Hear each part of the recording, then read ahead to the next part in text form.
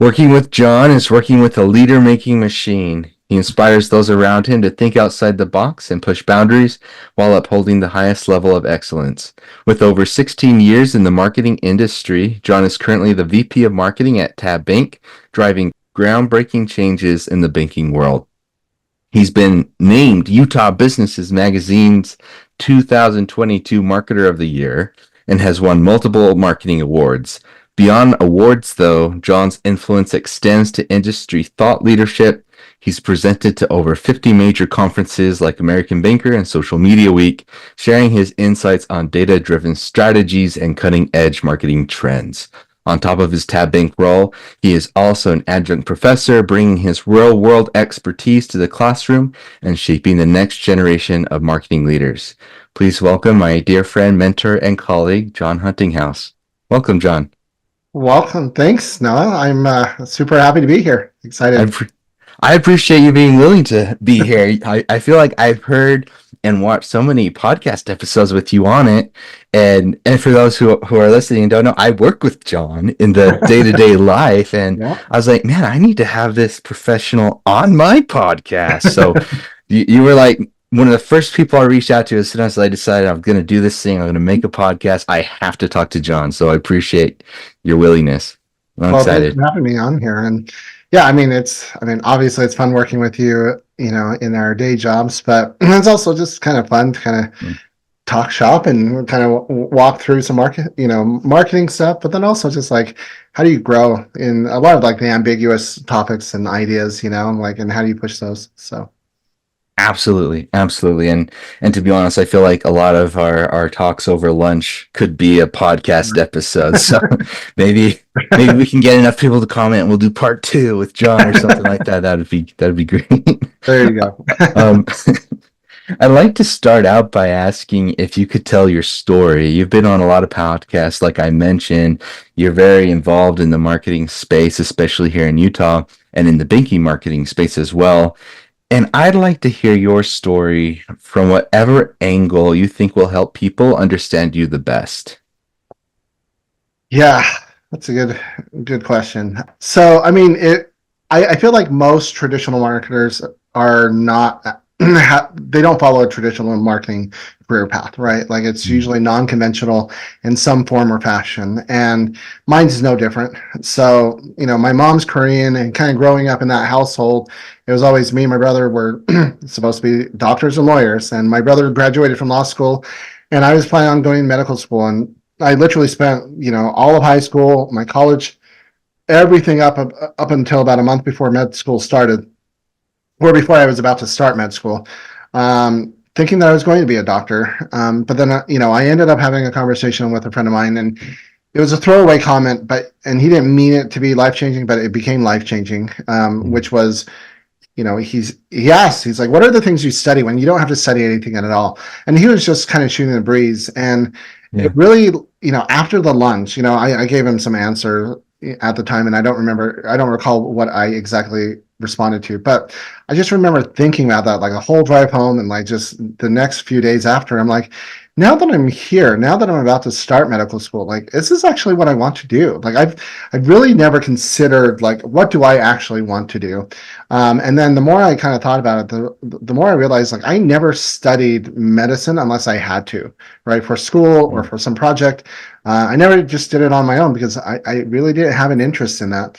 And so, Mm. which then created a whole, bifurcation of like, what do I do with my life? I had this plan, I had this journey of what I was going to do, and now I've kind of blown that up. And it was funny because I was married at the time, and talking to my wife about this like massive pivot, because she thought that was the journey we were going to go on as Yeah.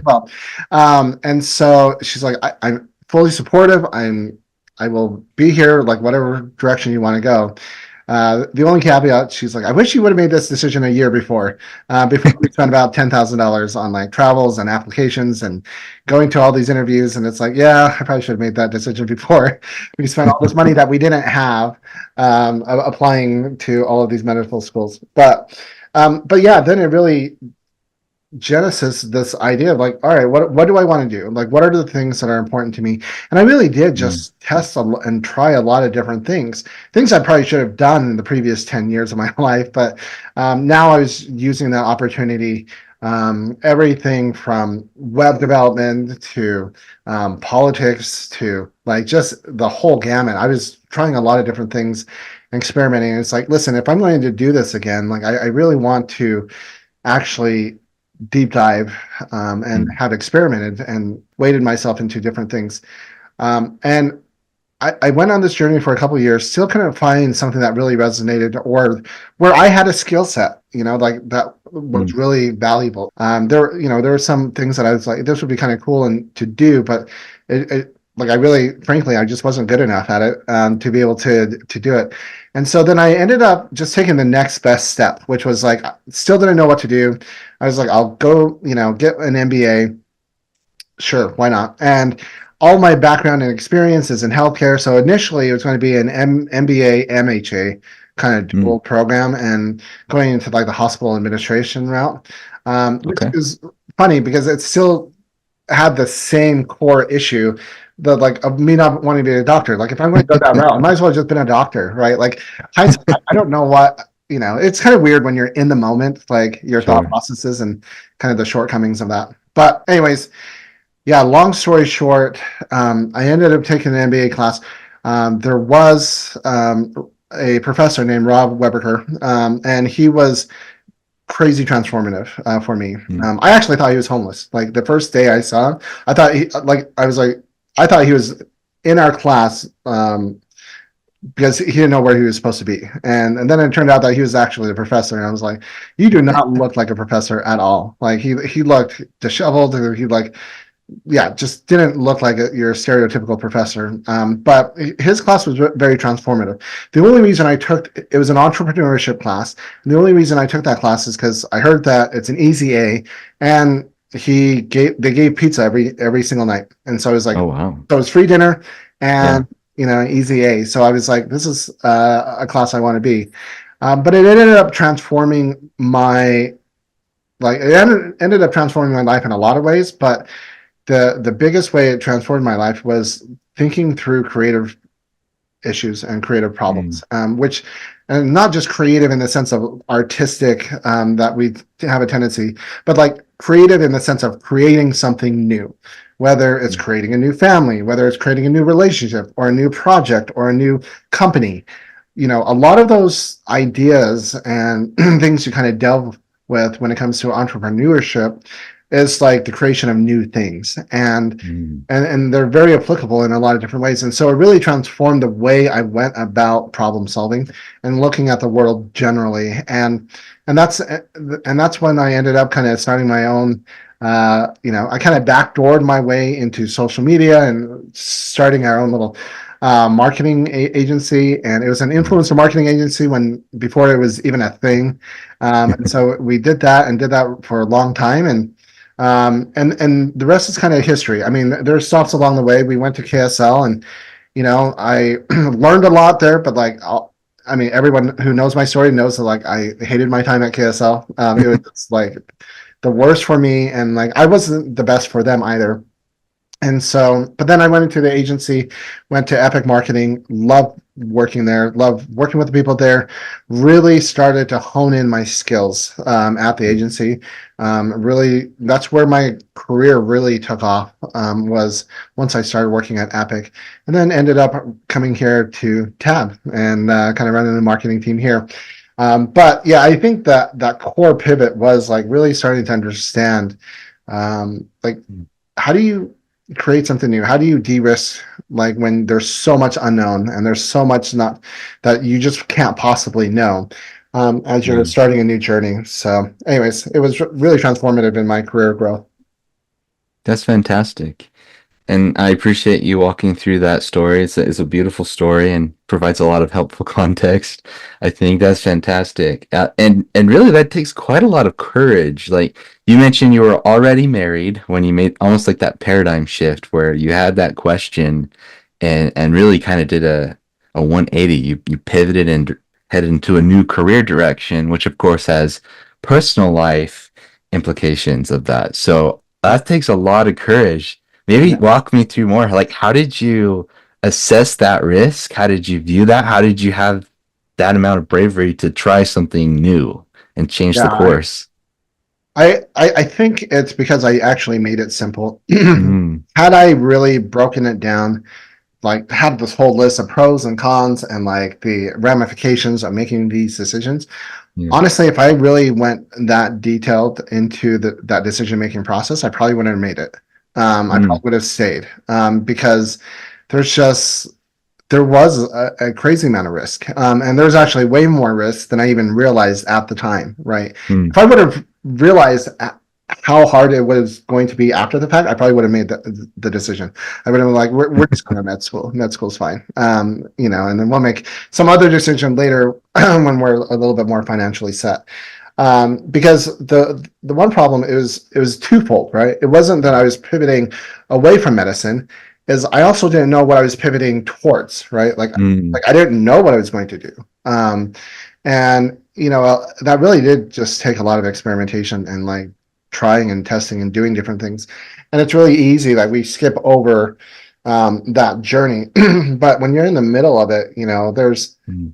I mean, it was a good 3 to 4 years of just like literally I don't know what we're going to do, and Yeah, everybody's kind of telling, asking you, it's like, hey, so what's your new projects? It's like, I don't know what we're trying to do different things.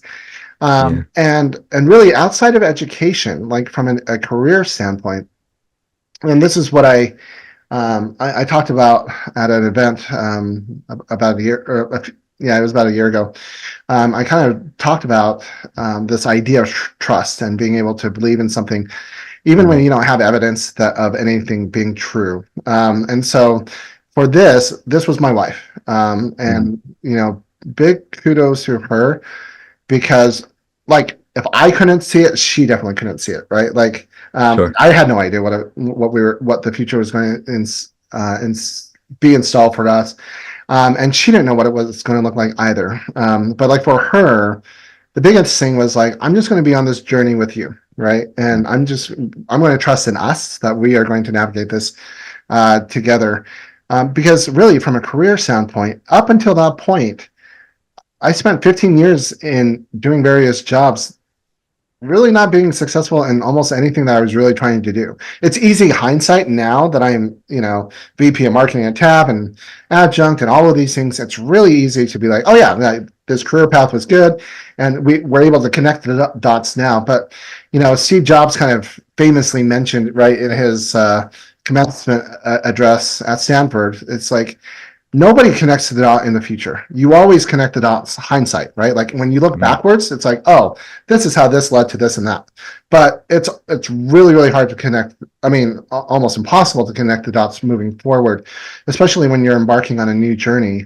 You just never know exactly how things are going to unfold. And my wife's ability to trust in me was the thing that gave me confidence because honestly, like I didn't have a lot of confidence myself because I had 15 years of, frankly, failures, right? Other than med school and education. So education, med school was my like one shining spot, but like from a sure. career standpoint, like I really didn't make good money. Like didn't make anything more than 40,000 a year at the time, and was struggling to Mm, provide as a father and as a husband, and it was just really it was really hard in the moment. But like her ability to provide that confidence and like that trust in me, so like, listen, you're not just on your own. Like we're in this together, and we will figure this out.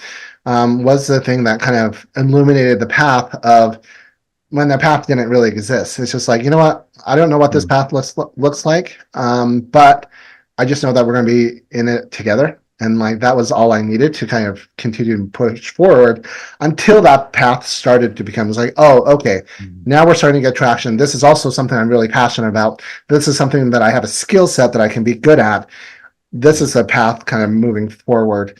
But yeah, that 4 to 5 year period of time where that path was not visible because I didn't even know what the path was going to be, was probably the most challenging. Wow. That that's inspiring and really cool to see how that partnership with your wife was able to help you trust in the process, trust in yourself when it was hard to see that yourself. I Yeah. think that that's a like bravo to your wife and to you for making that work. I think that's really inspiring. A lot of the social media couples posting every Yeah. other day, like I feel like I see more and more people that are like, yeah, like it's just not working out because like he has no direction in his life, or like she just doesn't have any idea of what she wants, or things like younger couples that are either newly married or some or just younger, Yeah. and it's cool to see a real life example of an incredibly accomplished professional talking about a point of his life where maybe you didn't have that direction, No. and your wife supported you and helped you, and you both pushed through it, and that takes a lot of grit and trust. So I appreciate you sharing that. I think that's a lot of value to be extracted from that. You mentioned the speech by Steve Jobs, which I also love, that where he uh and you said it, like where he said that you can't connect the dots looking forward, you have to connect them looking back. Yeah. Help me understand how that applies to innovation. Because I feel like a lot of times when people are trying to innovate, bring change, or find a new direction, at least this is my tendency to try to map out every step of the way to get there. But from that, from like how you shared your personal experience, like you can't really do that. You kind of have to look back to figure out the path you took. So explain that to me and how you view it. Yeah. So, I'm sure there are a handful of people who, who are just crazy outliers in the human population that can have like a vision and then, but also have like the resources around them that they can kind of create and align that vision, Mm, and kind of move forward and kind of re-engineer like the future and then kind of work backwards and then kind of go to that point. But the mm, reality is life is just a lot messier than, like a spreadsheet, right? Or something that you can just document. And mm, so while, I know, I have a mentor myself, right? Andy Rubin. And like, mm, he's just like, he is like a big proponent of like, hey, you create the future that you want, right? Like you think of mm, where you want to be, and then you kind of work backwards and then take those steps that align to that future goal of what you're trying to do. And there is a lot of value in planning and trying to um, create a vision of what you want to try to accomplish and what you want to try to be. But the one pushback I will say on that is, while what you're doing when you're planning for the future is you're creating directionality. Like, are we going north, south, east, or west? Right? Like, I need to like know directionally, like which way to go. But there is no way, like even for him, that he knew that he was going to be the chief experience officer at Kava, right? Like yeah. when he started at the Ford Motor Company, right? Like he knew that he had these steps along the way and general steps, but like the specific steps, you don't know really, until Mm, you start going down that journey. And so I think a lot of innovation, is like, okay, and I think there's a lot of value in planning, right? Um, mm, in the process of planning, even though the plan itself usually gets blown up, right? Like very few career paths, very few initiatives. Like when we're setting our marketing goals at Tab, mhm. or when we're trying to create budgets for the next years or the next 5 years, like every plan, everybody has a plan, like the whole Mike Tyson quote, right? Everyone has a plan until they get punched in the face. And that's really what happens, right? Like you Yeah. have a plan until real life happens, and then stuff happens, so you have to kind of adapt along the way. But even though the plan itself rarely comes to fruition in the exact way that you planned it, the Mm, process of planning, the process, like the rigor that you have to go through in terms of doing research, understanding some of the risks, de-risking things, like that process in and of itself is crazy valuable. And so when mm, you're trying to think through innovation, at least for like we do this within our marketing team, but then also just, at the bank, but then also on a more general basis, It really is trying to think through, okay, let's go through this product, process. Let's try to just predict. Let's try to forecast based on, not only based on past performance or past numbers, but while that's an indicator of where we are going to go, when you're finding your outliers, like there's usually like some kind of crazy boost, right? So like for me, again, like if you're looking at my career path, it was somewhat, it looked linear, right? Like as we were kind of starting, like when I decided not to go to med school and when I was, we had our own agency and even working at KSL, like it was linear. Mm, And if I were just to map out the next 5 years, where I ended up was nowhere where I actually ended up. Because what ended mhm, up happening was that Epic, like the opportunity to work at Epic and the agency, like just shifted that whole slope upwards by an order of magnitude, right? And so like it completely changed my trajectory of my career. mm, And it was the pivotal moment, like from a career standpoint.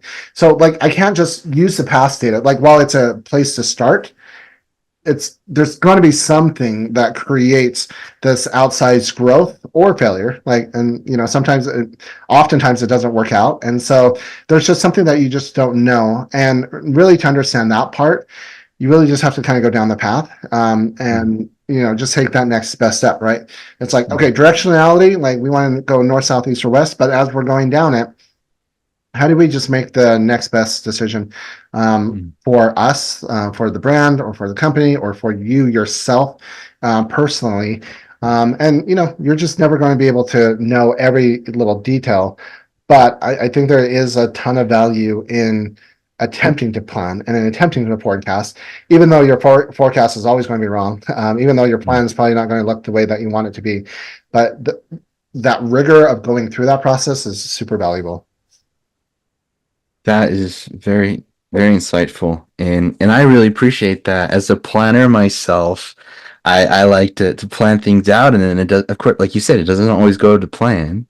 And so then I reflect on the plan. I was like, well, then why did I do that? Like, why wasn't I just shooting from the hip, so to speak? Like, the plan didn't happen, but I love that valuable insight that you shared, where it's almost more about what you accomplish or who you become in the process of planning than the actual plan. Yep. and and it requires that action, like you mentioned, take that best first step.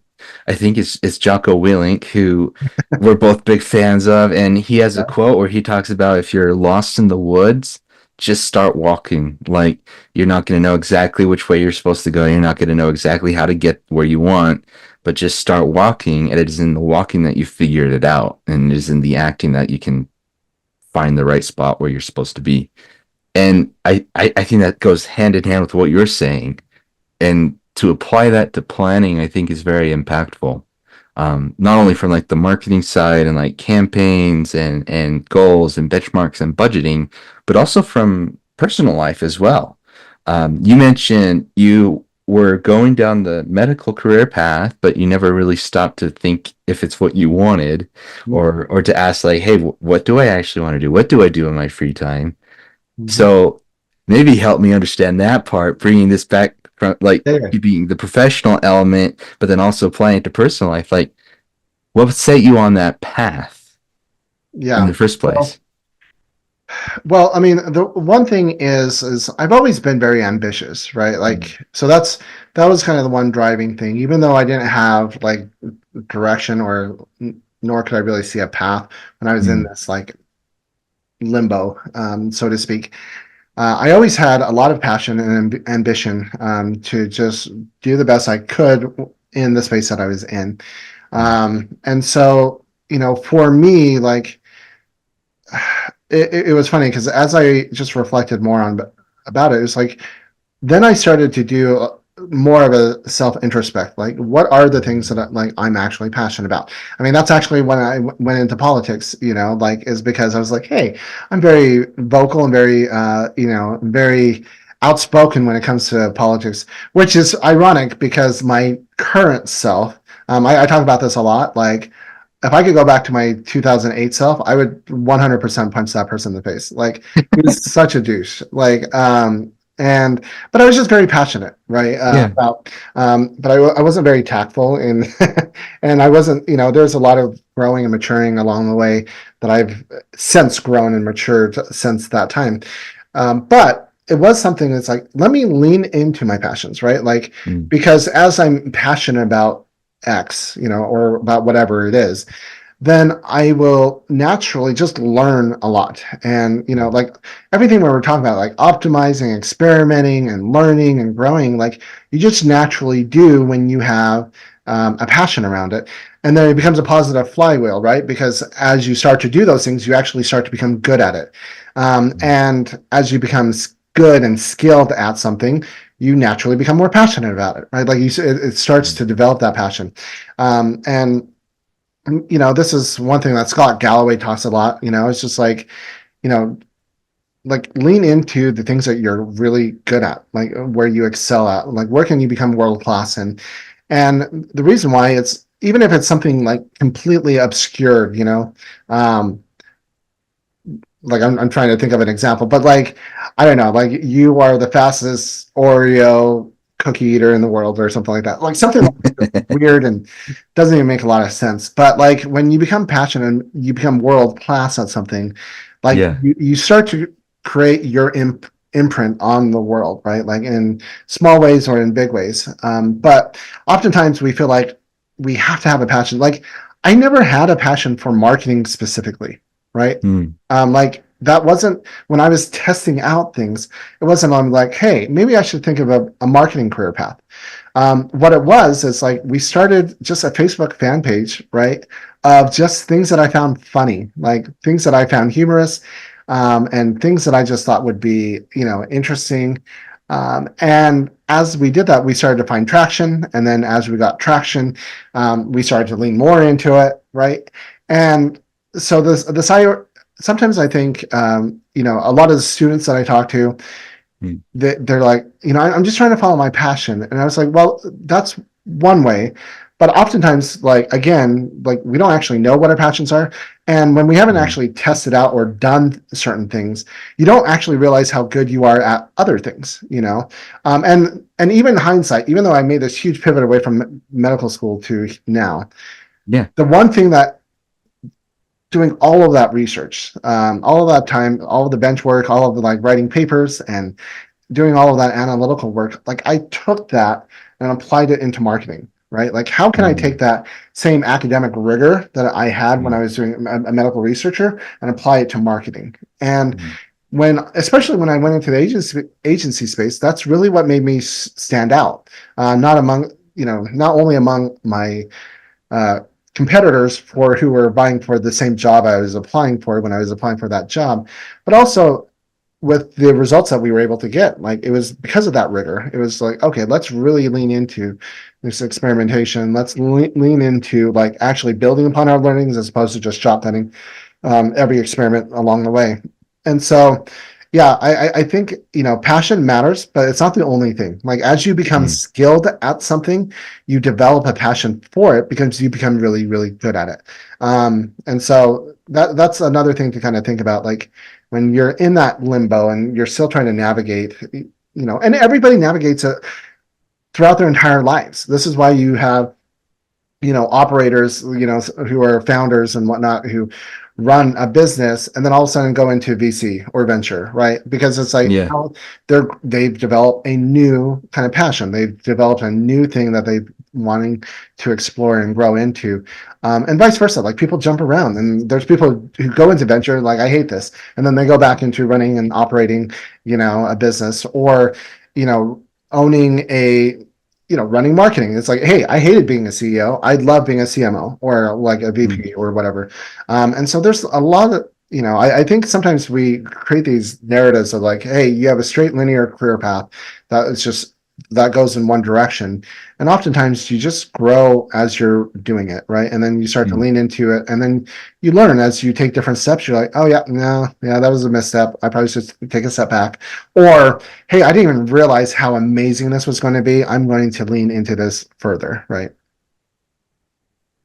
I love that. almost the grow as you do Yeah. is what I'm thinking as I listen to that advice.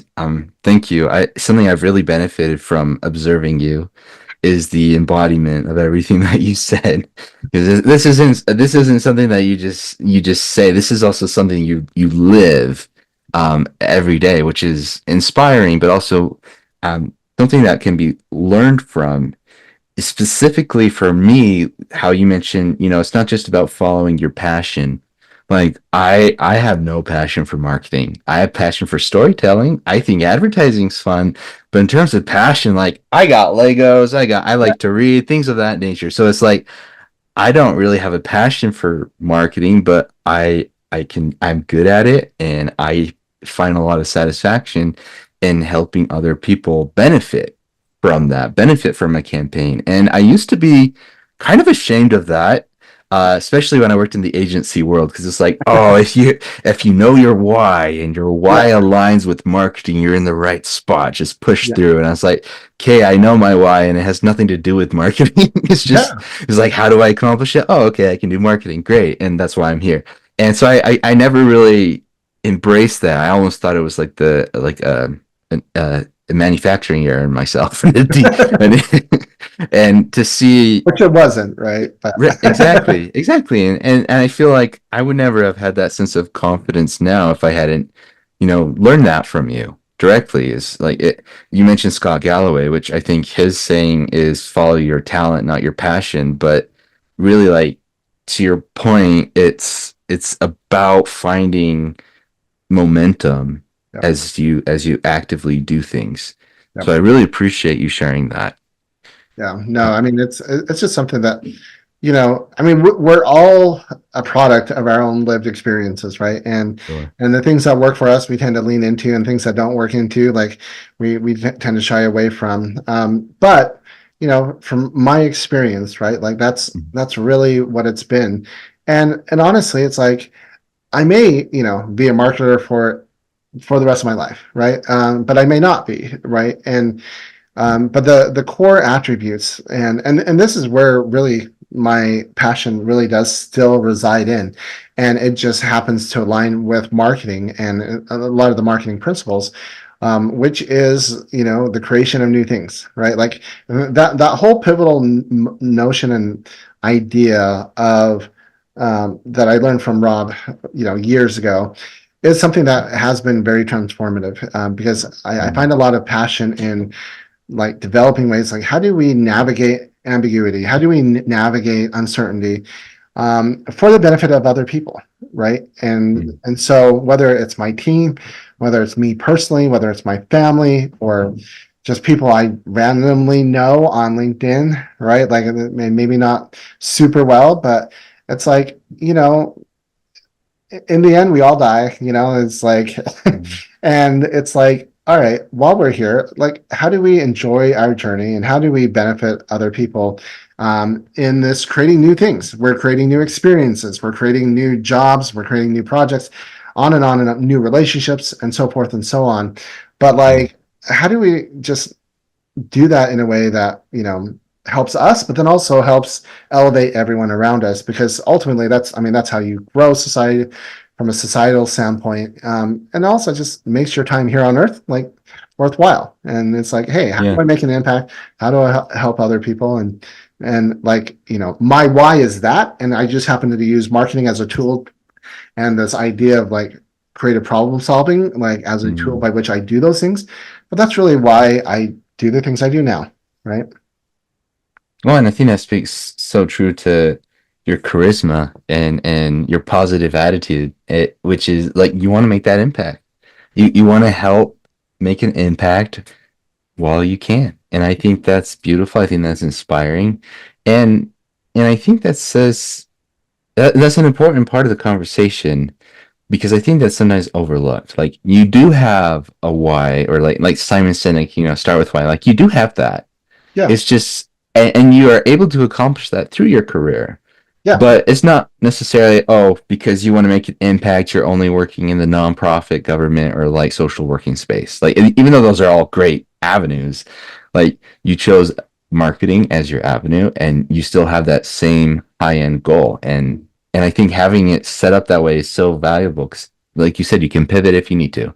Yep. You can ebb and flow how it seems right. And I think there's a lot of value to extract from that.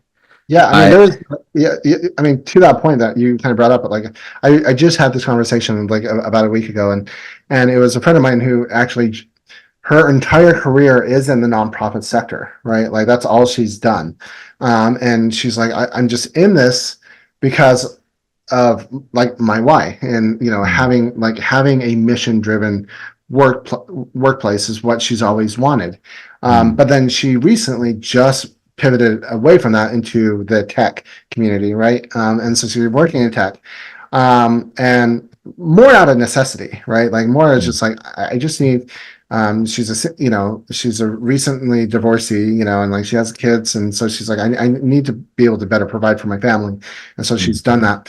But what's funny is like she's like, I really thought I was going to hate every minute of it, because my entire career has been around, this mission driven nonprofit. But cool. she's like, one thing that I realized is like like you create your own mission. Like Mm, so now that I'm at a tech company, that's what she's like. She's just as driven because she's created her own mission around what she's trying to do and the impact she's trying to have, not only in her company but also for the customers she's serving, right? And so sometimes we create this narrative as to like what a mission actually is, but like we often find our own missions, like mm. regardless of where we're at, in our careers. Yeah, that's awesome. And more power to her. Yeah, The tech industry needs some people that are gonna drive impact right now. that's what I told her. I was like, they need people like you, though. I was like, Yeah, they need your personality and perspective, and empathy and ethics that she brings. It's like, yeah, it's a good talent add into the space. yeah. That's so awesome. You mentioned a couple of times as you were talking about that conversation, but then also throughout the course of our conversation that it's important to realize, that we all die at some point. And so let's make the most of what we have together now. And I think that is such a good mentality, especially when you look at like depression rates, things of that nature. I think that's just such a good positive mentality. I have like right here, you can kind of see it like a lifetime in weeks chart where like every week I cross off the week that I just lived. And Yeah, I've set it to like my age towards like the average life expectancy, like around 80, 85. right. And so that I can like visually see, okay, I am 1 week closer to dying, Yeah, which is kind of a morbid way of looking at it. But it's to help me remember what you said is just like, you know what? At the end of the day, like if someone does like to be your own hero, you're somebody's enemy, you're somebody's arch villain, yeah, and who cares? Because like you only have so much time. Spend that with the people that you care about, the yep, people that support you, the people you can support, and make the most of it. And I love that mentality. I got an interesting question for you on it. So you're a member of the Church of Jesus Christ of Latter-day Saints. yeah, I'm an atheist. right. I want to talk about how you view like life because for Yeah, me, in my belief system is like, okay, it's like it has finality to it. Like we die, right. we're done. Mhm. And maybe explain more what you believe and how you're able to still have that beautiful mentality within that framework. Yeah, I mean, for members of the Church of Jesus Christ of Latter-day Saints, right? Like we believe that we do continue to live on, like after this life, and when you have that belief system, there is a potential trap, right? Which is that um, one either you know well, and there's a couple of traps. So one trap is, hey, we're going to live forever anyways. Like I'm just going to chill and do whatever now, and you basically kind of waste your time here on Earth, right? Like it's just like I'll do some stuff, but like I have the next life to look forward to. Um, and one that's a little bit darker, right? It's like people who might be crazy depressed or like suicidal, right? Mm, And they're like, this life sucks so much, right? And it's mm, so hard for me to live in. I'm just going to fast forward, right? I'm just going to get to that next life where I don't have to deal with all of this stress, right? And you know, and there's some potential pitfalls that comes with, like religion and theologies that have this afterlife, after the fact, right? But like for my mentality, right, like in my mindset is okay. I do have this. I do have this afterlife, and I believe in this afterlife, and that that we'll be able to get to that at some point.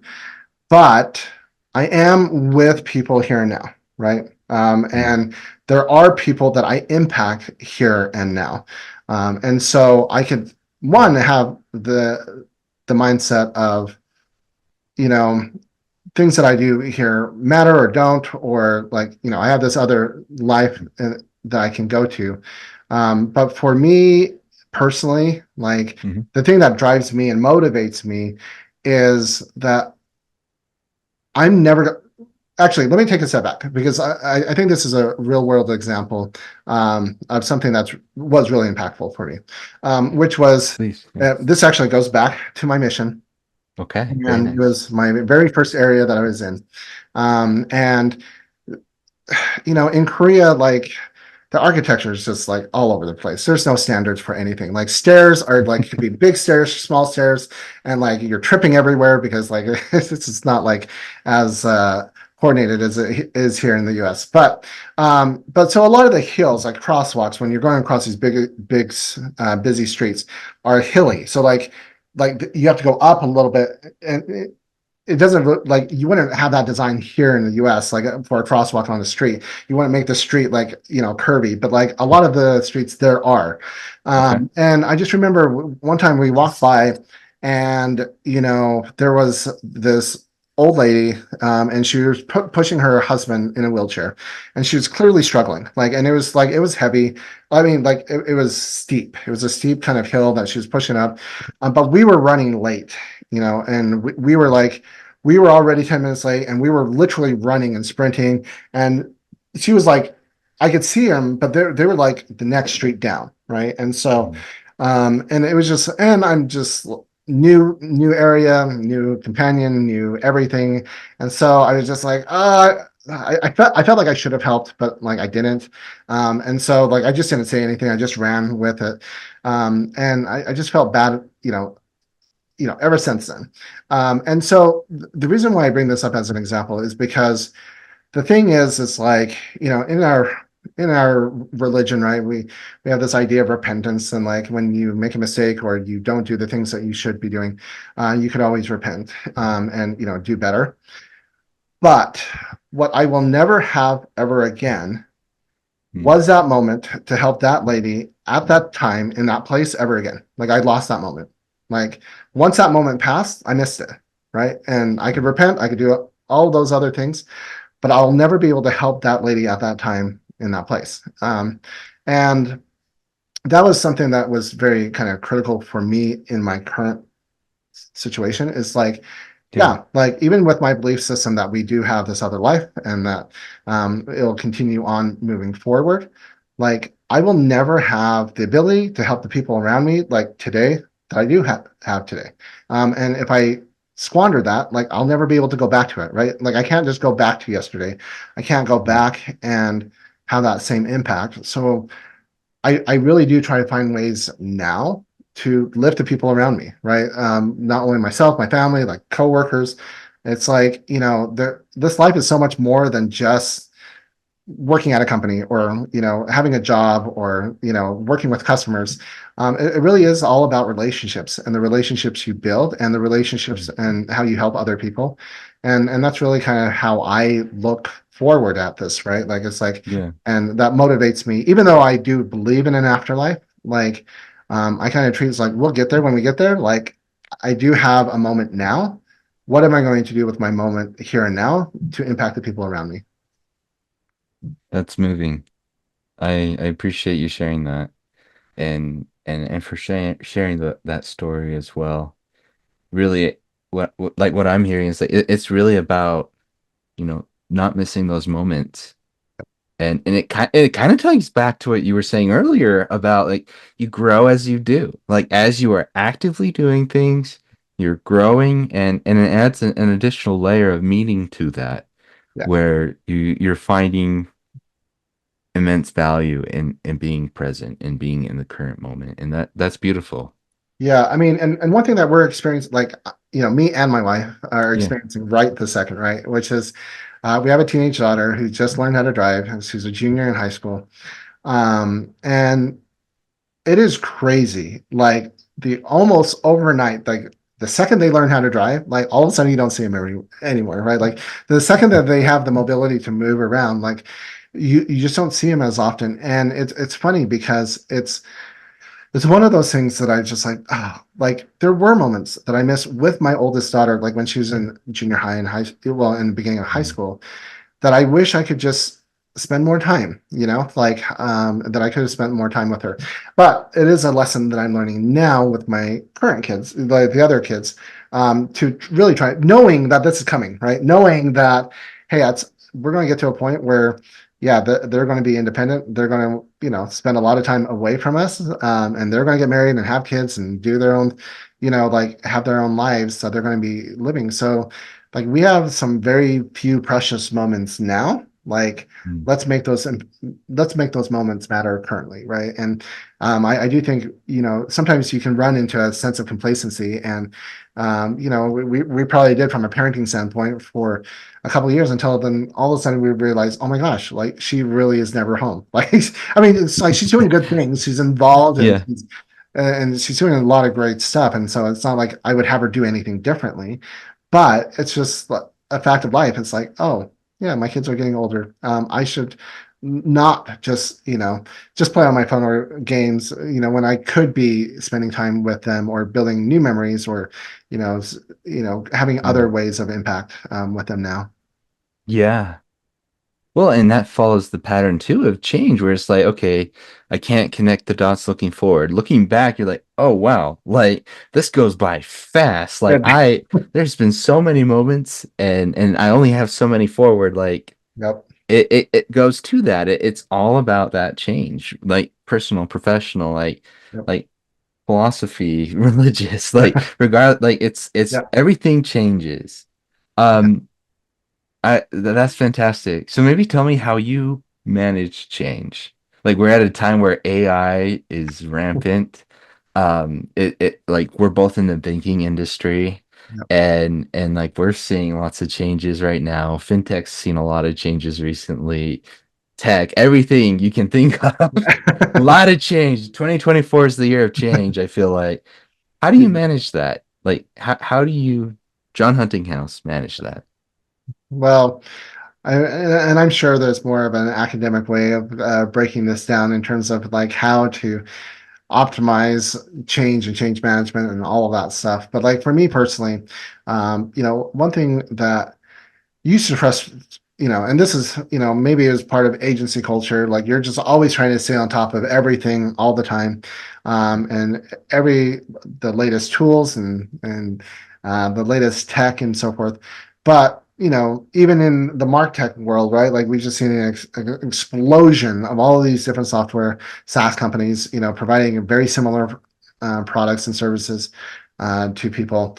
And so, like for me, it is trying to keep it simple, right? Which is, what are we trying to do? So if we're talking about it like a professional, like marketing professional setting, like for Tab, like because that's what Mm, we do. yeah. It's like, okay, like what are our goals, right? Just generally Mm, as a bank, for the market team, like what are the goals that we have? And then how do we create impact around those goals, right? How do like just creating it simple. Now, can there's going to be a lot of testing and validation and experimentation with like AI and tech tools, but there's no way we don't have either the resources nor the bandwidth to test out every martech tool, every AI tool, every potential opportunity that comes down to us. And in fact, right, like that's really where the problem lies is we get distracted. And it's one of my favorite sayings, and I say it all the time, right? Which is marketing's, marketers, we don't starve, we drown, right? It's not that we don't Mm, have enough to do, like we have too much to do. Like there's mm, we're drowning in opportunities and directions that we can go. And so when we're thinking like how do we deal with change, it is creating a focus, right? It's like, okay, mm, I have my goals. I know the impact I want to have, like, but how do I create that impact? And I think that's actually one of the problems that a lot of marketing teams run into is like they try to be all things to all people. And mm, even at Tab, when I first came to Tab, it was one of the problems we had is we were stretched relative to our bandwidth, we were stretched crazy thin on trying to do way too much, right? And it was the first thing that, mm, when I first came on was just like, all right, we need to narrow this focus. And by narrowing the focus, it means we're not going to do other things. And not doing other things, makes people mad and they make things like, hey, like you used to do all these things for us. But it's like we need to have impact, and not just create busyness for the sake of being busy. And mm, so like when you're trying to deal with all of the moving parts when it comes to AI, and you do want to immerse yourself and pick tools and have a tool that you're like, all right, I'm going to create a slot. Like for me, right, is I mm, have, ChatGPT, and I have Claude, and Perplexity, but then I also have like a third slot that is just like, hey, like this is my experimental slot, right? Like I don't have the mm, bandwidth to test every possible AI tool ever, yeah, but I am going to use that slot as like a test, and then if it turns out that it's not as impactful as I want it, or it's just the use case is wrong, then I'll just get rid of it and find a new tool to kind of implement. So you do have a slot so that you're not getting left behind or you're not missing out on new opportunities. But at the same time, it's like, how do we create focus and then to the goals and impacts that we're trying to have? And the same thing mm, happens with like parenting, right? So like you go something mm, from professional to parenting is yeah, I can't do everything, or try to be all things to all my kids, right? mm, But instead of trying to be everything to them in every possible way, it's like, how do I, because I can't, because I have to work. I have other obligations. right. I have other things I have to do that takes me away from them. Mm, So with my time with them, like, how do I create the most impact, right? How do I help them grow? And how do I add my unique perspective and add, like we like to use in the marketing world, like this value add, right? Like, yeah, how do I make that impact and narrow that focus with my time that I have? And it's limited, and they're different. And that's one thing that I've learned, as a parent over the last 16 years is that looks differently with every child. Like how I mm, interact with my daughter is slightly different. My oldest, slightly different to my son, which is slightly different to my youngest. And so in a way, I kind of treat them differently, but it's more like catered to them, mm, our personalized time with them. And they just value things differently. And so just, again, we have too many decisions when it comes to change. It's very easy to be stretched too thin. And one last thing I'll add to this, right, is yeah, you from a marketing perspective, right? Like you can look at $1 million, right? So just like this arbitrary number, it's like I have $1 million to spend on advertising. Well, I could spend that globally, right? I could do a $1 million global marketing campaign, mm, probably be spent way too thin and probably has almost zero impact, right? Like if I'm trying to equally share this across all these countries and I have this $1 million ad spend, it's just not going to go very far and it's not going to have that impact. But mm, if I were to take $1 million and invest it in Ogden, Utah, like specifically here in Ogden in our regional area, well, that impact's going to be a lot greater and that visibility is going to be greater because it's more focused, right?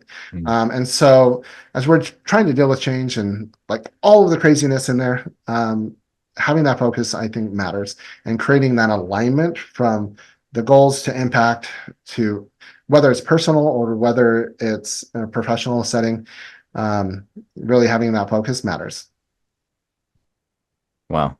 That is some sound advice, both to parents and marketers and really everyone. But I appreciate that you addressed on some of the struggles I'm experiencing. I'm a young dad. I have two toddlers, and it's hard because, like you said, you can't be all things to them at all times. Like got a job to do. I'm getting an MBA right now. Like Yep. there's a lot of stuff. Yep. And I think so I appreciate that. And I think all of it really rings true. Like everything that you said today, especially talking about parenting and change, like rings true to your why, which is Yep. driving that impact. Yep. So I want to thank you for the impact you've had on my life and many others. And I know there's several other people that will share that same sentiment. So I appreciate all that you do. And I really am grateful for your time. Well, And I want to ask the concluding question, but go okay. ahead. I don't want to interrupt you. Well, I just want to say, like, I just wanted to reverberate that, like, back to you, Noah, because it really is like the amount of impact that you've had on me and our team specifically, but like the people around you, right? Like, you do the exact same thing, and it really is like a joy in my life when I just surround myself with people like you, who aren't just in it for themselves. Like, it Mm. finds a way to drive impact for themselves, but then also for other people along the way, and when you do that, like great things happen, right? You build great teams, and honestly, on a more personal level and a better level, like for me, a more impactful level, it's just you surround yourself with good people, right? Whether it's Mm. vendors, coworkers, people that you're around, like, and when you surround yourself with good, great people, like, then great things happen. So thank you for bringing that to my life, right? So appreciate it. Of course. Wow. You're gonna give me chills, John. But I appreciate that. Thank you. Yeah, I mean, you got to create more value than you take, right? Got to Yeah. create that value, and I mean that's why I'm starting doing this podcast now. It's just like, hey, I want to create value, and I know some wonderful people that are like you that are close to me. I was like, I need to get their ideas out there. Even if I end up staying nice little small podcasts, like, or if I go big, like there are ideas and there are people that need to share them. So I appreciate that. My last question for you today is what does happiness mean to you? It's a good question. And it is something that I've thought a lot about, and I think it's evolved over the years, right? And Mm. so I I used to believe that happiness was this just joy, right? Which was that I was always like literally happy. Like I was happy, I was excited. And when I wasn't experiencing that, then it wasn't happiness, right? Mm. But I think maybe as I've grown older, right? And maybe this is a little bit of the impact of Inside Out, like on my worldview a little bit. But like happiness is really understanding like that literally everything good and bad in my life is a gift, right? Like it sucks. Like, a lot of the sadness, a lot of the trials, a lot of the pain and heartaches um, that come with life sucks. And, in a lot of ways that you're like, I wish I didn't go through that experience, or I didn't lose a loved one or go through a particular trial. But the only way to do that is to remove life, right? Like Mm. not have life in the first place, because that's literally inherent with life. And so learning to like I think for me, happiness is just accepting all of it, right? Like the good and the bad, the stress and the elation. And coming to understanding that the life that we have is a gift, and we have a limited time, and we have limited resources to make an impact around other people. Like knowing that it really is a gift given to us, then like let's just use it, right? And once you at least for me, once I started to do that and connected that dot, really the last 7 or 8 years of my life has really been very transformational. Like, because it really does Mm. change my worldview. Because I used to like it created a crazy amount of anxiety, right? Like Mm. when I mean we talk about politics, it's a political year, to arguments, to disagreements, or to like bad things that really do happen that are, that you mourn, and that's sad, and it's really hard to deal with. But once you start to understand that, like, it's all inherent with this idea, like we all have life and life is a gift. And if it is a gift that we have, then like you just accept all of it. And you kind of learn along the way. That to me, and I'm still learning, right? Like it's not that I'm like in this perfect zen, like everything's great. But the more that I align myself to that idea of that like life is a gift, like that to me is happiness. And happiness is accepting life for what it is. And it's good and the bad. And all of it's all of it's enwrapped into life and people, relationships, all of it. It's just it is what it is, but I would not give up life to avoid that, right? So Mm. Powerful, powerful stuff. Thank you, John. yeah. Appreciate that. And I know that's helpful for me. That's empowering to me and everyone else that's going to listen to this. So thank you. Thank you for being on the Why Not podcast. And where can people find you? You have a lot of great things to share. Where can they go?